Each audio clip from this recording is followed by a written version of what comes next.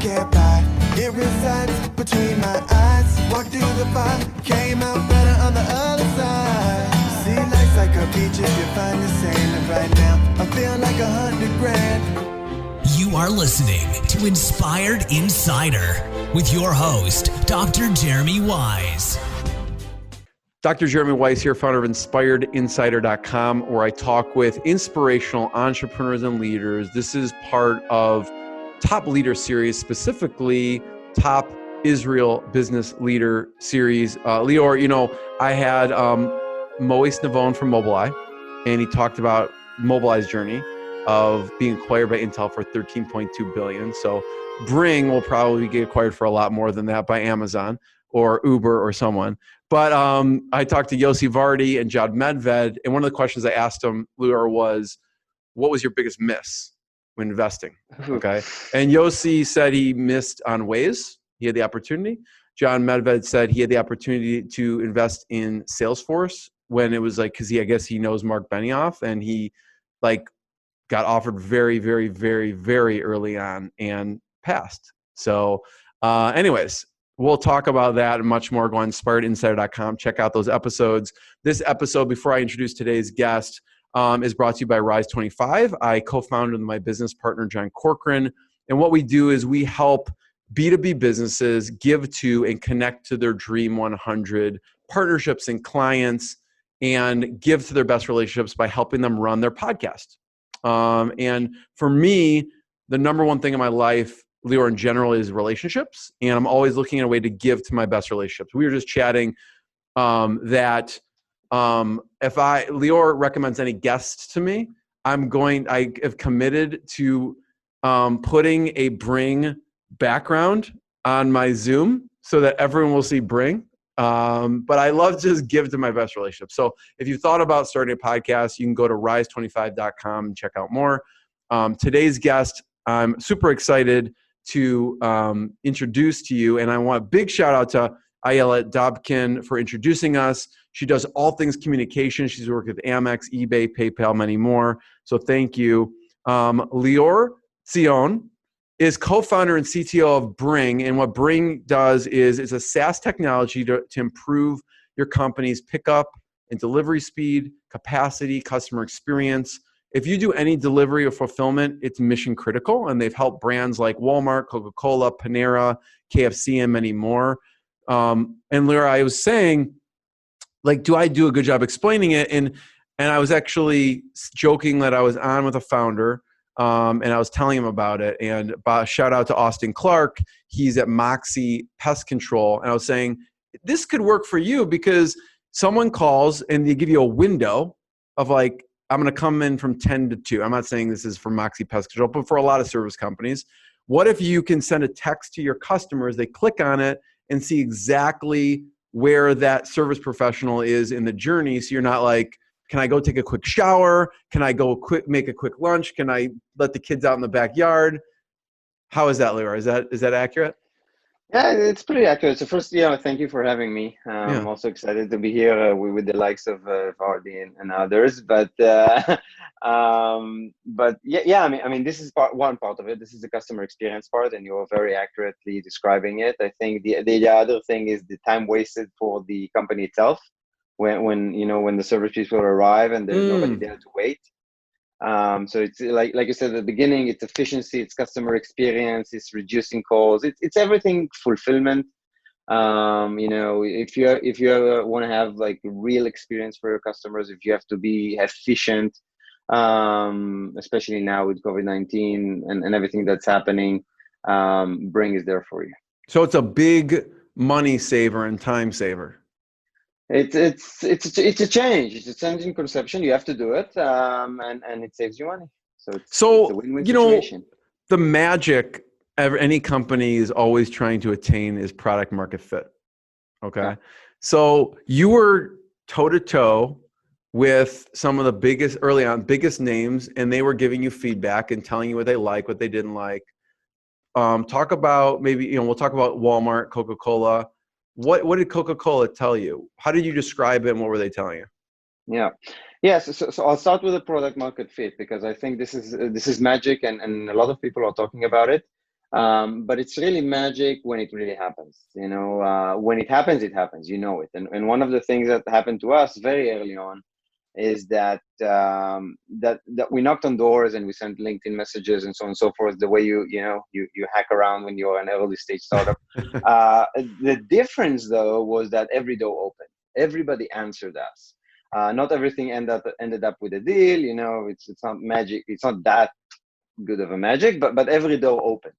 And we saw ourselves from the beginning, from a 5 people company to a 20 people company to a 30, 40 people company, speaking to the global CIOs and CEOs of companies, like you said, like Coca-Cola, like Walmart, Panera, and others. And it's amazing that they are even speaking to us, personally.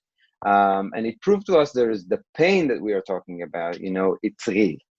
That's the product market fit. I think actually the CIO of Coca-Cola, they actually approached us at some point, very early on. They approached us. How did they hear about you? So there's a program in Israel called the Bridge. It's a very good program.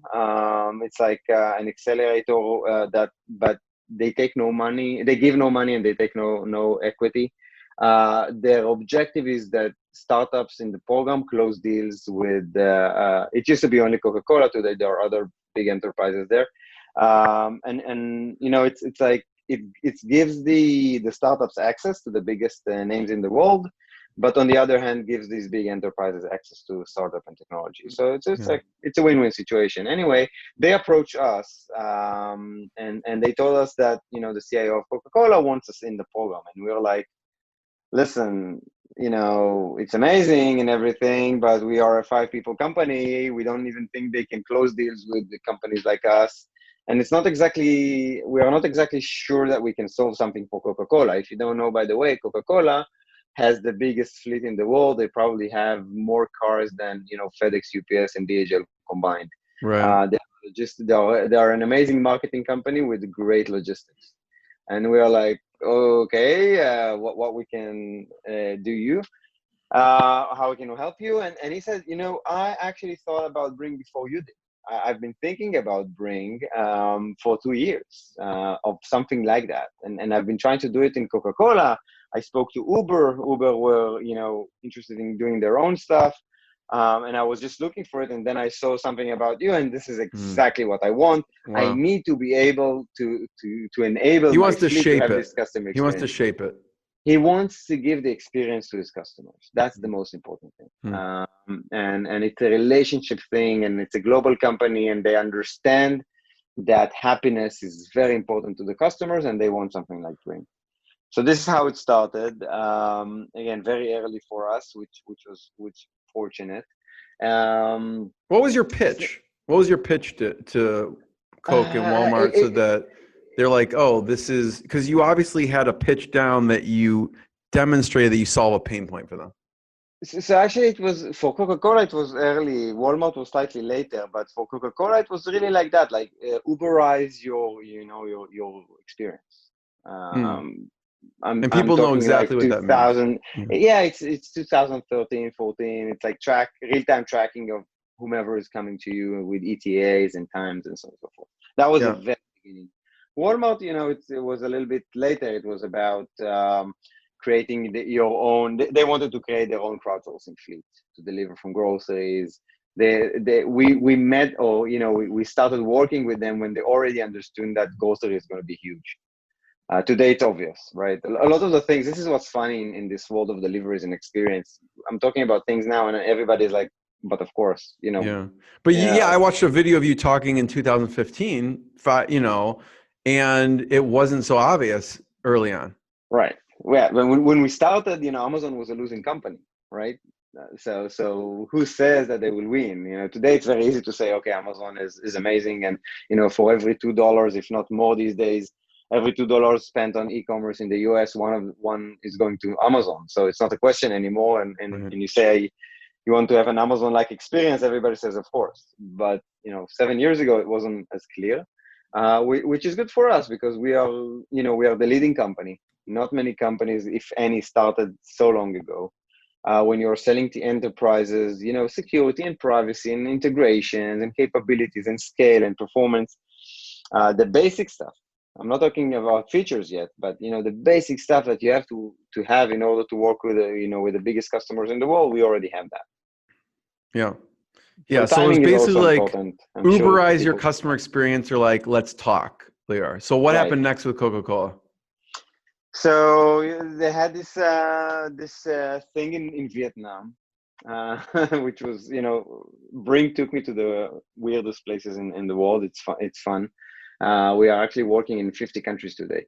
So I've been in many places. But they were in Vietnam. They were trying to basically provide this Uber experience to what we call out of stock. Out of stock is a situation with CPGs when small businesses that sell the merchandise ran out of stock. And basically the biggest two problems there is first knowing when you're out of stock, and second, replenish quickly.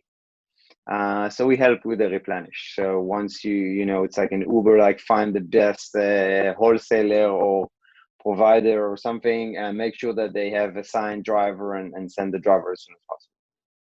So is it like an automated fashion, like it automatically, so, they're out of stock and that allows them to just fill in the stock as soon as possible? Right. Before Think maybe there'll about be Uber. a big delay. Right. Think about Uber, where they find the best taxi for you. Yeah. We allow them to custom the business logic for this, what we call auto dispatch. So they custom the logic in real time to choose, place with stock and business relationship and so on and so forth. But basically, it allows them to do whatever they want. One of the things that we believe in Bringg, we always call it unopinionated operating system. So we don't have opinions on what's good and what's not. We are an operating system. You as a business, or our customers as businesses, they are the professionals in their world. So what we help them is to introduce them to the system and capabilities, and the belief that we have, and notice that it's coming from the CTO, the belief that we have is that technology is just a tool. Technology is not the target. Technology is just a tool to create business value. And my objective as a CTO is to create this technology that allows them to do everything. So one of our advantages, I think, is that we created the system from the beginning. We were not a service provider ourselves and try to do something else with the technology. We just created technology to serve others. Yeah. I want to get deeper into what happened at Walmart, but just play out the story with Coca-Cola, because early on it didn't turn out as someone would have expected, considering that conversation. Yeah, I mean, it's a complicated world. You learn a lot. A lot of people will tell you that you start entrepreneurship, or entrepreneurs can only be people who don't know the world, because it's if you knew the amount of hardships that you will see, you will never do anything. You will never leave the house. But we went into the world of Coca-Cola. By the way, the Vietnam thing was very successful. In all aspects. And then we learned about the structure. I mean, today, it's things that are very clear, but, franchisee, Coca-Cola is a franchisee business. There is the HQ, and many others are like that. And then it turned into, basically the CIO is the head, and they want us, and they are, by the way, they became a customer and they became an investor even later. But from that on, you have to basically close a deal with every franchisee around the world. It's a long process. It takes time. We have a few installations in different parts of the world. Like I said, I travel a lot. Oh, yeah, I used to travel a lot. I keep forgetting. I don't travel anymore. But yeah, I mean, it's and the business cases, they change, they vary. It's everything from everything. Yeah. But originally you were talking to the CIO of Coca-Cola. Yeah. Right? He was like the entry point. And when the entry point is CIO, it just gets better. Yeah. So Walmart, what feedback, what happened with Walmart? Walmart, I think the interesting feedback about, I think Walmart taught me that, that sometimes as an entrepreneur, many times people frighten you, or you're frightening yourself by what will happen if big companies will do what I do. I'm a small company. I'm limited. What happens if Walmart chooses to do what I would do? Right. And what happens if Google does, and so on and so forth, right? And Or as you Uber dive or in, Waze or all exactly. the big Yeah. companies, yeah. I mean, and It's you're a afraid of fear that, that keeps you up at night, right? possibly. And used to, Used to, and okay. this is the secret I'm going to tell you. Yeah, I mean, they can't. Honestly, they can't. Not because they don't have good people; they have amazing people. But they have an existing business, and existing businesses are never perfect. They always draw your attention. They always take all the resources you could. I mean, if any of those companies had extra resources to do whatever, and they don't need them in order to face the troubles that they have in a daily situation, they would be out of business, right? So they are fully exhausting all of their resources, and it's very hard for them to do things that startups do. There is a reason startups keep coming up, right? And those companies They're fast, they're agile. They are fast, they are agile, they adapt to the situation. You know, there's a reason for that. I think, by the way, one of our challenges, if you realize that, is one of my challenges, is as we grow, not to become this company, right? Don't forget that Right. we are 150 Your people now. roots. It's not that big, but somebody can come with 5 people and do things that we can't. So we have to make sure that we are agile and fast as well. But yeah, I mean, this is one of the things that Walmart taught me. Walmart, I think, has 10,000 developers around the world. Wow. It's a huge company. They have like 2.5 million employees, right? It's like it's a country.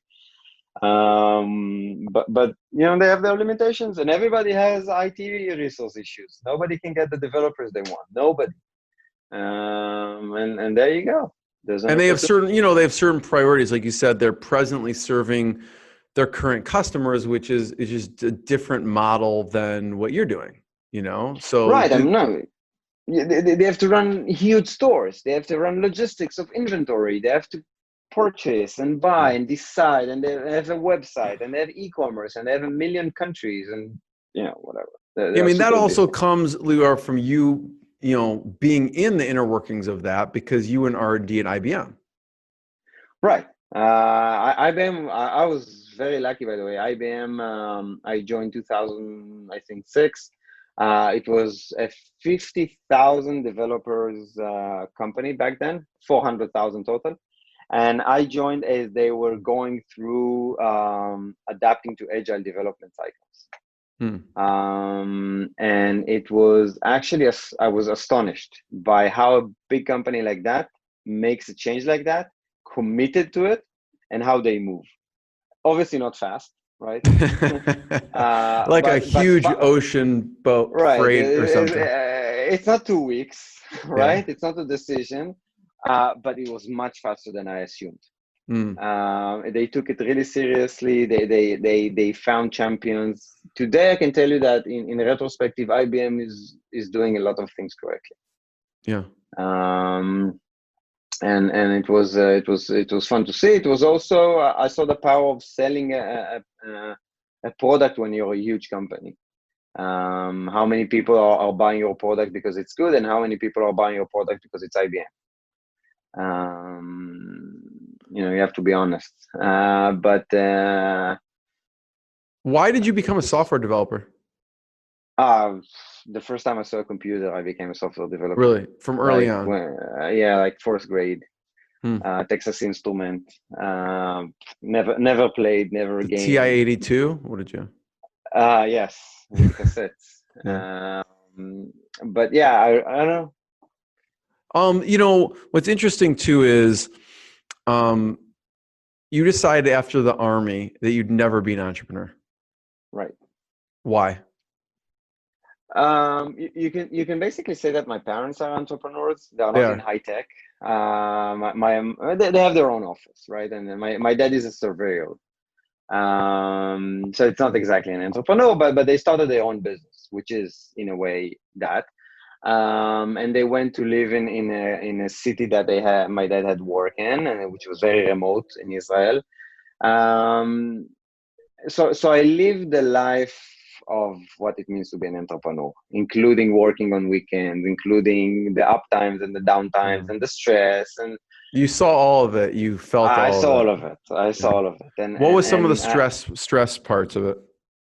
it's stressful. Like I'm seeing today on a daily basis. Like you finish one day and you're at the top of the world because you just spoke to the CIO of Coca-Cola, and then tomorrow the investor says they don't want to invest. Whatever.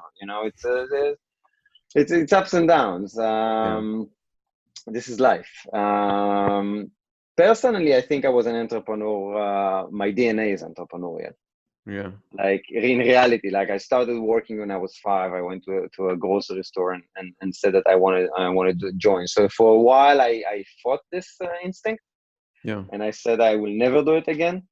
But somehow it crept on me, and It's I part found of your myself doing it. DNA. You can't Yeah, it's escape like it. you can't escape it. Actually, if people ask me, like, to be honest, I have to tell people, if you don't have this bug, if you don't have to do it, just don't do it.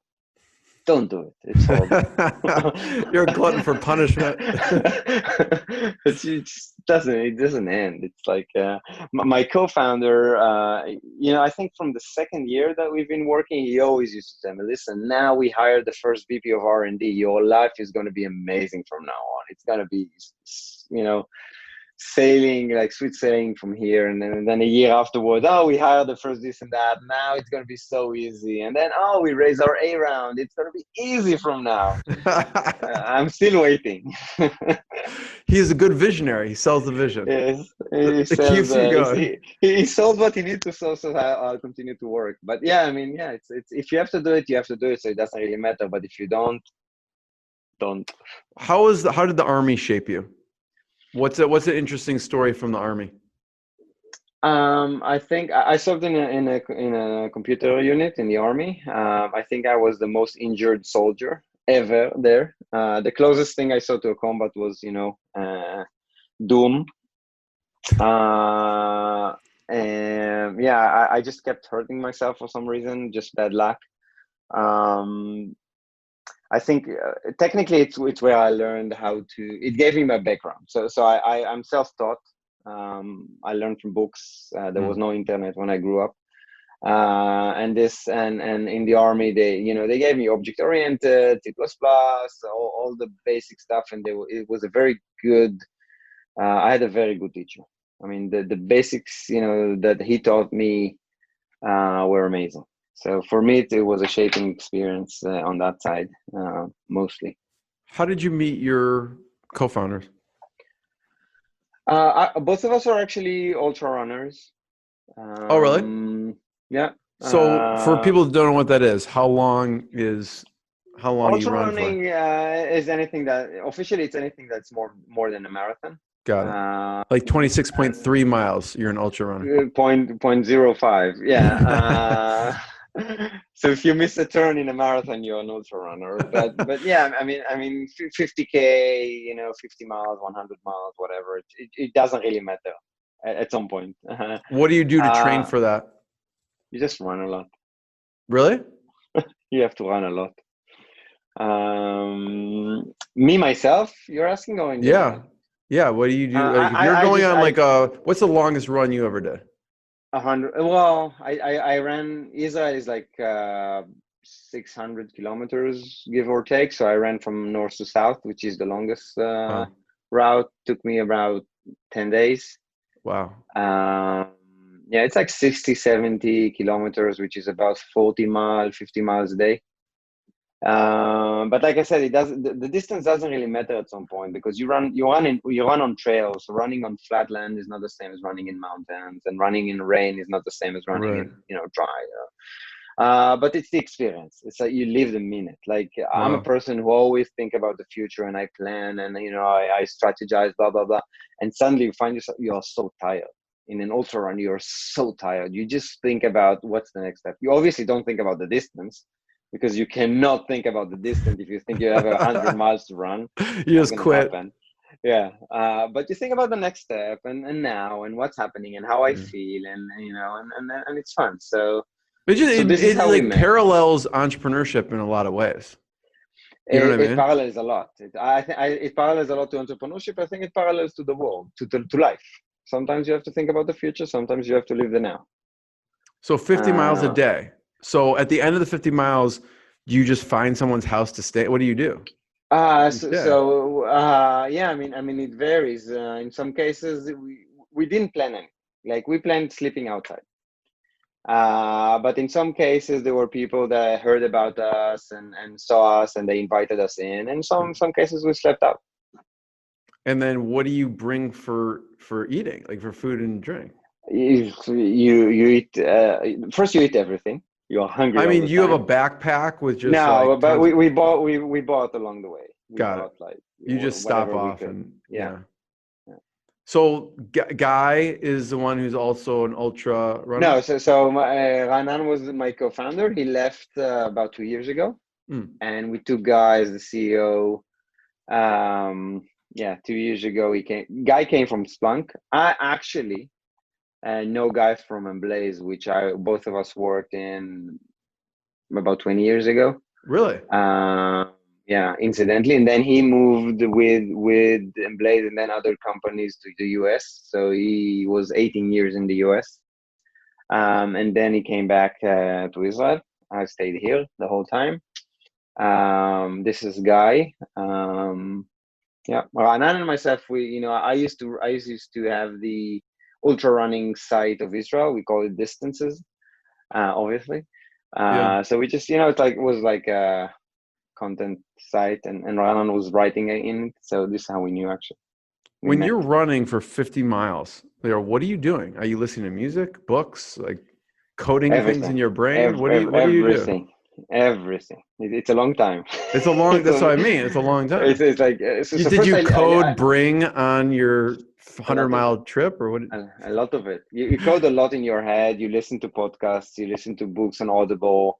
Sometimes you run without anything. Sometimes it's music. I actually do my some of my calls, like my business calls, while I'm running. And not on the 50 miles, but if I run like 10, 15 miles, like I can talk during.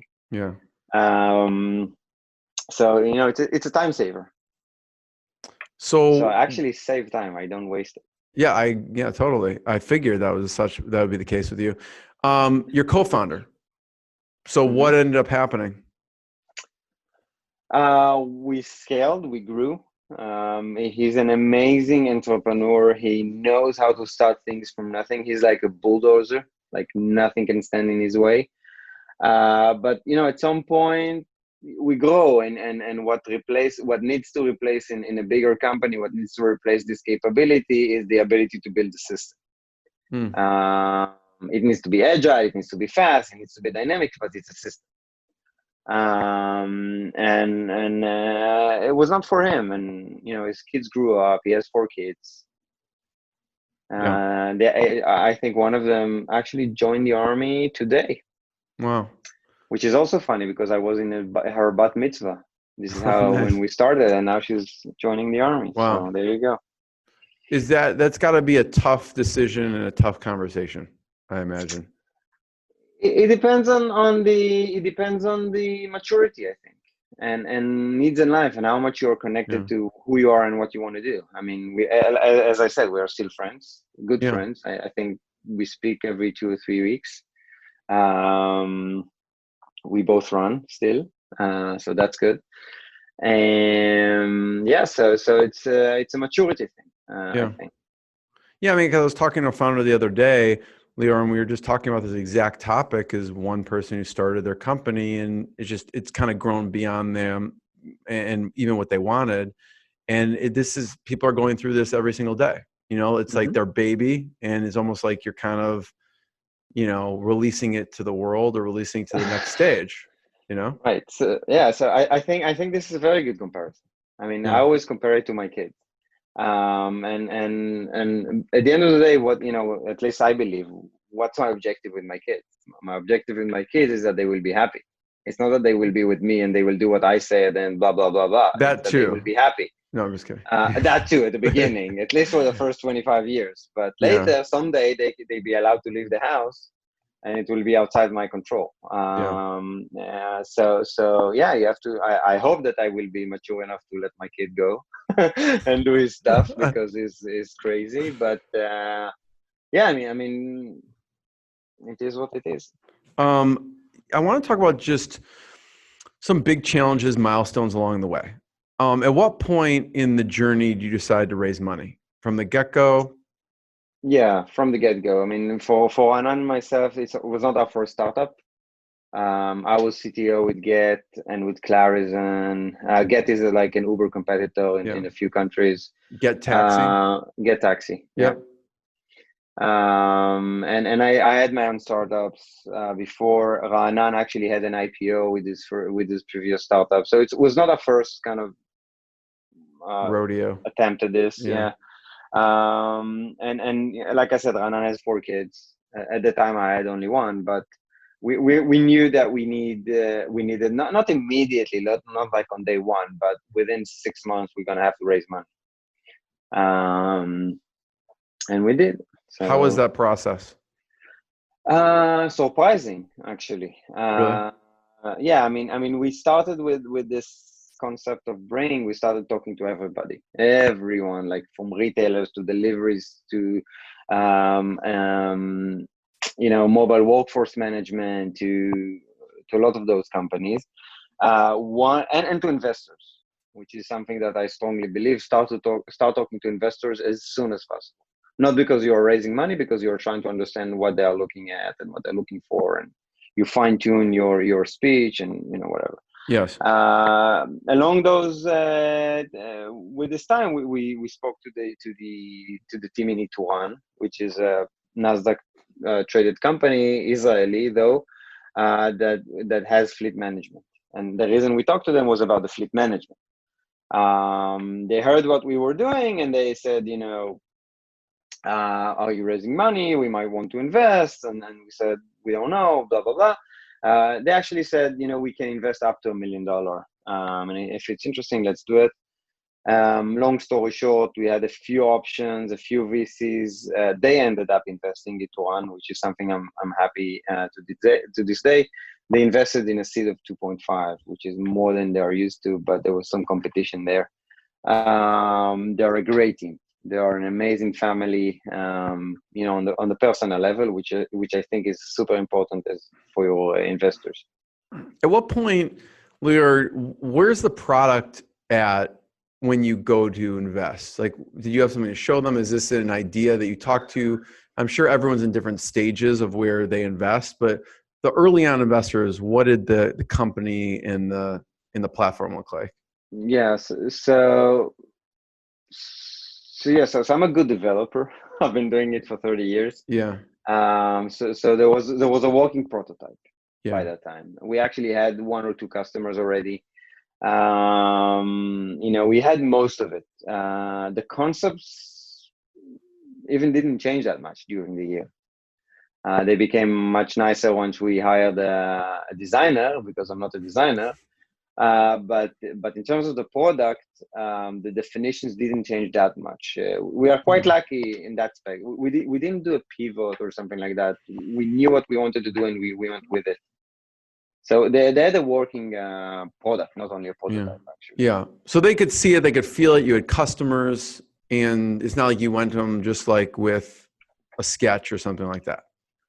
So at the beginning, we came in with a sketch, but like I said, with the beginning, we didn't even know they were investors. We came to talk to them as fleet management company. But it doesn't really matter. Even for investors, I strongly suggest that you talk to them from day one.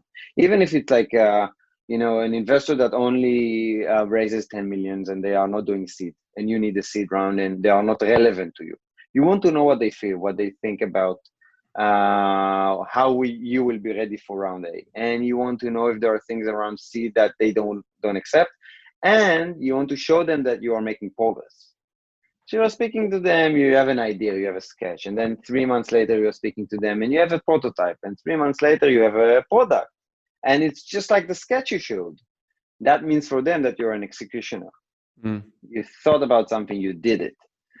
We're not talking about money at all at this point, but you are already there for them. As one of the things that they need to cross about you once they want to invest, they crossed. You are an executioner. You do what you said.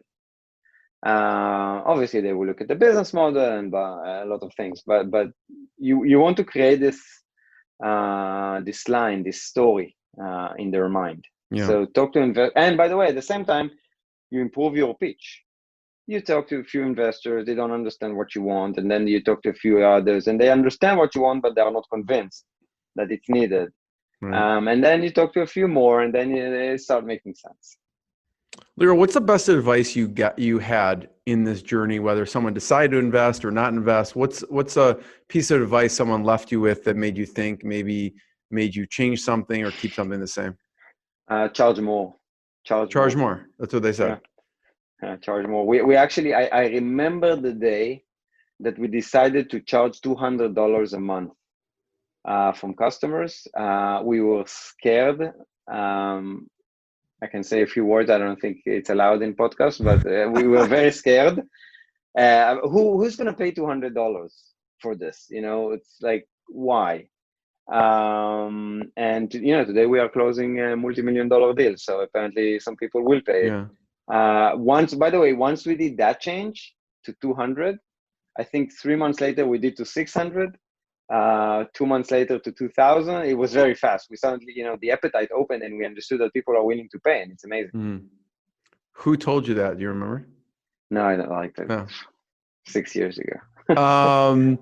One of the things you talked about before is you can't make mistakes as a startup.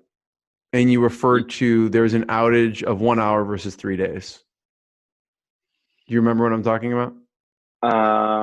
I hope I said you can make mistake. I know you can't. I mean, there's less of, I guess, leeway when you're compared to a larger company, is what you were saying. You cannot completely screw up, right? Right. Like outages and bugs and so on and so forth, everybody has. And I think actually, this is one of the things that can differentiate you. Not that you don't have bugs, because everybody has bugs, but how you respond to them. This reliability, this partnership, this honesty about who you are, what you're trying to do, and sometimes you mess up. One of our customers actually told us once that he sat with us, and it's a multi-million-dollar customer, and they said, listen, you are one of the most difficult companies to work with, and we love you. We will never replace you. I wish everybody were like you. And it's good or bad and bad in a way. Yeah. What did they mean by that? So we are challenging our customers. We want them to succeed. We have this belief. We are in a very challenging environment. Not only us, also our customers. Amazon is fighting from one side.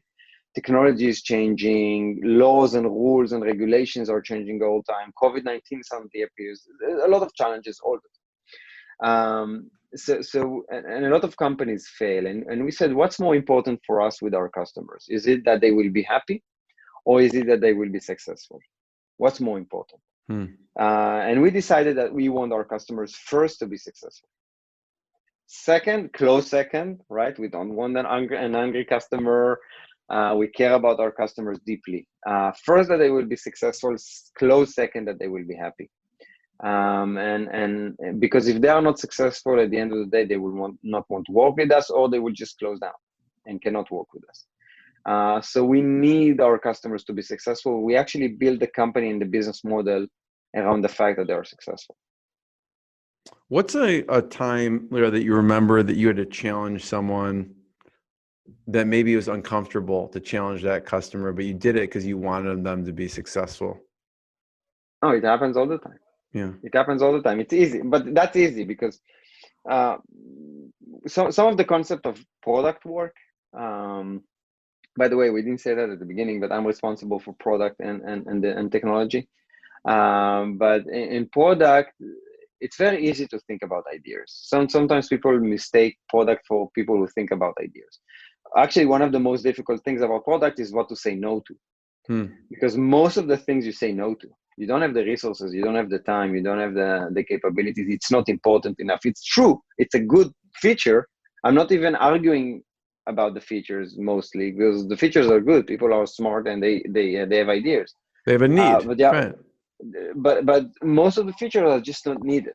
They will not move the needle, right? And these are the features that you're looking for. It's nicer, it's easier, it's faster. Some features do this and that, but it's important to concentrate on things that actually will make you successful. So, and it's easier said than done. What I just said is much easier said than done. It's a gray area, because how do you decide on what's essential as opposed to maybe a nice to have? Right. I can write a book on that, but that's the product. That's the work of a product person. And this is what product people do. But to your question, so you have to work and talk to customers all the time about what's needed, what's not needed, and why. Yeah. I have two last questions I always ask, Lior, since it's Inspired Insider. One is, what's been a really low moment, challenging moment that you had to push through? On the flip side, what's been especially proud moment? Before I ask those two questions, I encourage people to check out Bringg.com. And that's BRINGG, like you see. If you're watching the video, you could see it behind Lior there. Those are the two G's in Bringg. So don't forget it. It's 2Gs.com, not 1G. So before I ask that, Lior, I'm curious, talking to you, who should be using Bringg that is not using Bringg? Like, we're talking directly to those people. Like, listen, right, you need to check out the platform. Why haven't you, if you have checked it out, why aren't you using it? Who should be using Bringg? So I think COVID-19 is changing a lot of things. And I think one of the most interesting trends in the world is that people are staying home more, and people are investing in their home, both because they are in there and also because they have time. And so I'm a strong believer in home improvement, like the Lowe's and the Home Depots. The experience though is challenging if you've ever ordered. I think there was some leeway for a while because people were home all the time, and you don't really care when it's coming because you're just stuck home and you're just waiting for something good to happen. But it's ending, right? People come and leave, and basically they want to be back to controlling their lives, and you want to know when somebody's coming again. And I think there is huge in the whole big and bulky arena, which is delivering big stuff, closets, home improvements, and so on and so forth. I think there is a huge value. So Lowe's, Home Depot, who else should be IKEA, we are in 50 countries, so the brands vary. What we just said is the US mostly. I got US you. and Canada probably. Like IKEA? Like IKEA? IKEA for a while, yeah. All right. Well, I'll email this to Jay Stein, a past guest. There was Jay Steinfeld, who built up Blinds.com, started with $3,000, built it to over $200 million in revenue, and sold it to Home Depot. Now he works at Home Depot. So Jay, I'm going to send this to you. You can watch it. So last two questions, Lior. What's been a challenging moment, low moment in this crazy journey? Everything has been challenging. You wake up in a cold sweat. From everything. I think I'll give you two answers. One of them might not be the normal one. Okay. In Israel, it's a small country. Most of the startups are building to different markets. The Israeli market is not big enough to be interesting. It's an advantage and a disadvantage, but anyway, it is what it is. It does mean that as a founder, you travel a lot. So I used to travel before COVID, like once a month to the US, which is a minimum of a week. It's not a quick jump somewhere. And it's a challenge. It's a challenge on the family. Challenges, like I can't even remember the last time I slept for 2 straight nights at the same place. Sleeping in a hotel is a bonus, not sleeping on a plane. So it's been a huge challenge throughout, especially on the family. Now I have a 1-year-old, and because of COVID, I'm home. And Sunday I see all the things that I didn't see with my first kid. Like he's walking and he's talking and he's trying and it's fun. And I missed it on the first go. So that's a challenge. Low points. Speaking of low points, was the every time that I left and my kid is crying. It's a low point. I thought that'd be a high point if they're crying. No, I'm just kidding. Well, yes. If they're it's crying good for the because ego, they're it's not so good because crying because you're leaving is a low point. Crying, throwing a tantrum is a high point. Right. Yeah. No, but you know, there are these points that you are you are not performing to the best of a customer. You really care about your customers. There are sometimes have low points and they are unsuccessful. And when you care about what you do and it's important for you to deliver value, it's a low point. And Yeah. there are many like that. Yeah, totally. A high point also, there are many of those. So like I said, entrepreneurship is ups and downs all the time. You raise money, it's a high point. You win a huge customer, it's a high point. I remember the first time we had more than $1 million deal. It was amazing. Today we kind of do it almost all the time. So it's not it's still amazing, but you don't feel the same. And even thinking about it is makes me happy. Like we are in a place that it's respectful. And I remember one of the things that I loved the most was the first time we hit 10,000 deliveries a month. We were very small. We were like 5 people back then. And I told our Android developer, who is still with the company, by the way, people stay with Bringg for a long time. I told him, listen, we hit this milestone. He said, there's no way it's right. 10,000 deliveries? It's not going to happen, man. It has to be bogus. There's some bug in the query. And now we do millions a day. So I always, every so often I reminded him that, remember that?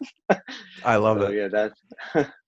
Lior, I want to be the first one to thank you. Thank you for sharing your journey, your experience, your knowledge. Everyone should check out Bringg.com, BRINGG.com.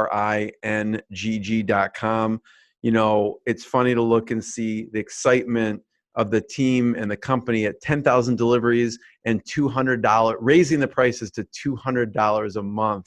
So crazy. Everyone check it out. Lior, thanks again. Thank you, Jeremy. What I got, you can't buy. It resides between my eyes. Walked through the fire, came out better on the other side. See, life's like a beach if you find the sand. And right now, I'm feeling like $100 grand.